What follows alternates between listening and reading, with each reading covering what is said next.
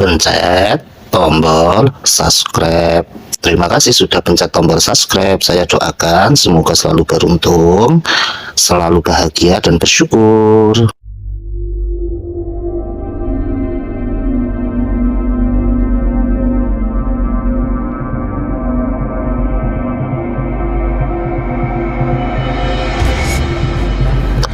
Diceritakan pada zaman dahulu ada seorang pemuda, ia bernama Suta. Suta bekerja sebagai seorang abdi di Kadipaten Kutaliman. Suta diberi tugas untuk merawat dan membersihkan kandang-kandang kuda milik Adipati Kutaliman. Suta adalah pemuda yang tampan, baik dan jujur, sehingga dalam melaksanakan tugas pekerjaannya selalu menyelesaikannya dengan baik. Pada suatu ketika, setelah pekerjaannya selesai mengurus kuda-kuda dan membersihkan kandang kuda milik Adipati Kutaliman, kemudian Suta pergi untuk berkeliling ke Kadipaten untuk mencari suasana baru. Tetapi karena wilayah Kadipaten sangatlah luas, Suta hanya dapat berkeliling satu lokasi Kadipaten dan dilanjutkan di hari berikutnya berkeliling ke lokasi yang lainnya. Begitu seterusnya hingga hampir seluruh wilayah Kadipaten Suta sudah mengelilingi dan mengunjunginya. Saat Suta berkeliling perjalanannya yang terakhir, tiba-tiba Suta mendengar suara jeritan seorang perempuan. Dengan cepat Suta mendatangi lokasi tersebut. Dengan terkejut, Suta melihat seekor ular yang sangat besar sedang bersiap membuka mulut lebar-lebar dan siap memangsa seorang gadis perempuan di hadapannya.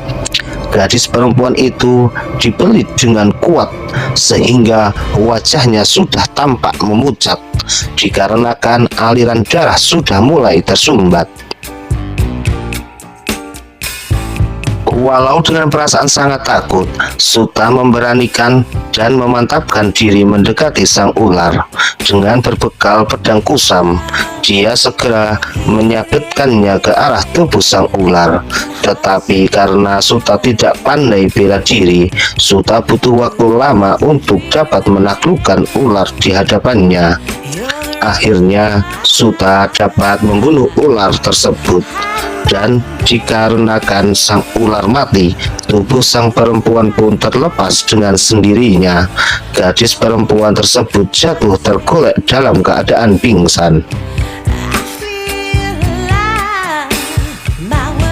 Beberapa saat kemudian, datanglah seorang emban membopong gadis perempuan yang pingsan ke sisi pendopo.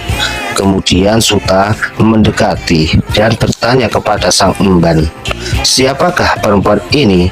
tanya Suta. "Oh, dia ini adalah puteri anak dari Adipati Kutaliman," jawab emban dengan singkat. Mendengar penjelasan dari sang emban, Suta menjadi terkejut karena perempuan yang telah dia tolong ternyata adalah anak dari majikannya sendiri. Selama ini Suta hanya mendengar bahwa sang adipati memiliki seorang puteri yang cantik jelita, tetapi dia sendiri Suta belum pernah bertemu atau melihatnya. Sejak peristiwa tersebut, keduanya menjadi sering bertemu, hanya sekedar untuk mengobrol layaknya teman. Saking asyiknya mengobrol lama, kelamaan timbullah rasa sayang dan cinta di antara mereka berdua.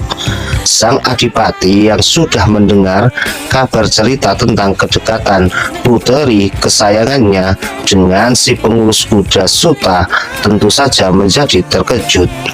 Sang adipati tidak menyangka kalau kedekatan itu ternyata bukan sekedar sebatas teman, melainkan ada rasa cinta di antara keduanya. Akhirnya Suta memutuskan untuk memberanikan diri datang pada Adipati Kutaliman untuk melamar puteri kesayangannya tersebut. Ketika Suta selesai menghadap Adipati, mengutarakan niat untuk meminang puterinya, mendengar niat Suta tersebut, dengan sangat marah Adipati berkata, "Engkau ini hanyalah seorang abdi pelayan. Sungguh tidak pantas bila disandingkan dengan derajat puteriku." Dengan cepat sang Adipati langsung memanggil para pengawal, "Tangkap orang ini dan masukkan ke dalam penjara bawah tanah." Sang puteri yang mendengarkan percakapan antara ayah sang Adipati dengan Suta dari balik tirai tentu saja menjadi sedih. Dia tidak menyangka kalau ayahnya menjadi sangat marah terhadap Suta, sampai-sampai sang ayah memasukkannya ke dalam penjara bawah tanah yang lembab, pengap, dan gelap. Padahal penjara itu hanya dikhususkan bagi orang-orang yang melakukan kejahatan yang sangat keji. Apalagi di dalam penjara tersebut sangat jarang diberikan makan dan minum. Tetapi sang putri tidak tinggal diam. Ia berusaha untuk membebaskan sang kekasih Suta agar bisa segera keluar dari penjara.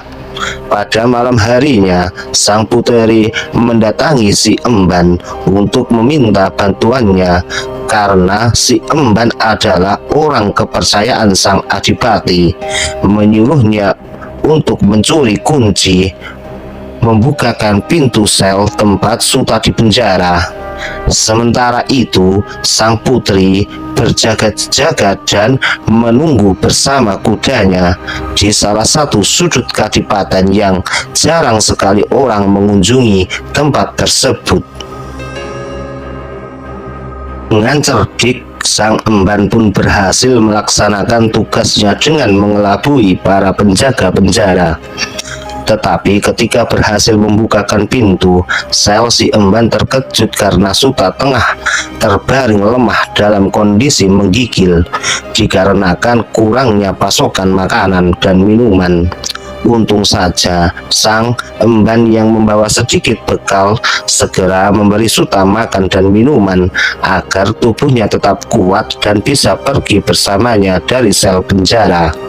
Sang Emban juga memberi pakaian agar ketika keluar dari penjara dapat langsung membaur dengan penduduk tanpa ada yang tahu. Kemudian mereka meninggalkan sel penjara dan berjalan keluar. Sesampainya di sudut kadipaten, Suta dan sang puteri bertemu. Mereka dengan cepat segera menaiki kuda dan pergi ke arah selatan menuju lereng Gunung Selamet. Sementara sang Emban kembali ke kediaman Adipati Kutaliman.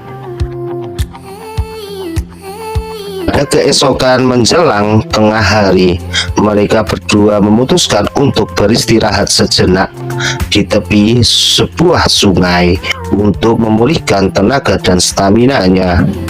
Entah mengapa mereka merasakan tempat peristirahatannya itu berhawa sejuk serta memiliki pesona alam yang sangat indah, sehingga membuat sang putri takjub dan ingin tinggal menetap. Ternyata Suta pun merasakan hal yang sama dengan sang putri. Akhirnya mereka sepakat untuk menetap serta membina rumah tangga di tempat peristirahatannya yang mereka singgahi. Dan seiringnya berjalannya waktu, tempat mereka menetap hingga sampai beranak pinak. Dari cerita tersebut oleh masyarakat sekitar kemudian dinamakan Batu Raden. Batu berarti batur atau pembantu, dan Raden berarti bangsawan. Jadi Batu Raden dapat diartikan sebagai tempat menetapnya seorang batur dan seorang bangsawan untuk membina sebuah rumah tangga yang bahagia hingga akhir hayat, yang sampai saat ini sebagai tempat wisata.